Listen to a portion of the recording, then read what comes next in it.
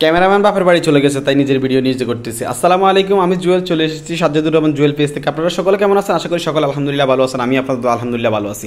আজকে আমি আপনাদেরকে আমার ছাদ কৃষিতে লেবু গাছের বাগান দেখাবো। তো আসলে আমার এখানে প্রায় 2টা লেবু গাছ আছে। আসলে আমি এই লেবু গাছগুলো কলপ কিনেছিলাম। তো আসলে কলপ কেনার পর থেকে মোটামুটি আলহামদুলিল্লাহ আজকে প্রায় 3 বছর এই লেবু গাছগুলোর বয়স। মোটামুটি আলহামদুলিল্লাহ যথেষ্ট পরিমাণ লেবু ধরে।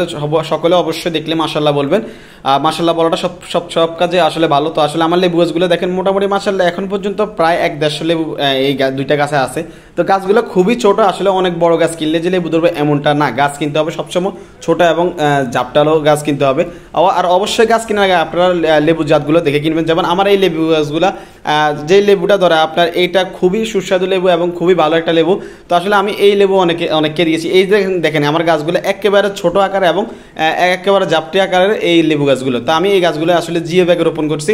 আপনারা চাইলে ড্রামে রোপণ করতে পারেন বা বিভিন্ন জায়গায় রোপণ করতে পারেন। তবে আপনারা অনেকে জিজ্ঞেস করেন আসলে লেবু গাছগুলোতে অথবা অন্য গাছগুলোতে আসলে কীরকম ফল ধরে। এইরকম ফল ধরার কারণটা কি? আসলে ফল ধরতে হলে আপনি অবশ্যই গাছগুলোতে অনেক কষ্ট করতে হবে, অনেক পরিশ্রম করতে হবে। আসলে পরিশ্রম ছাড়া কোনো জিনিসই হয় না। পরিশ্রম ছাড়া আপনি বসে থাকলে কখনোই এটা সম্ভব না।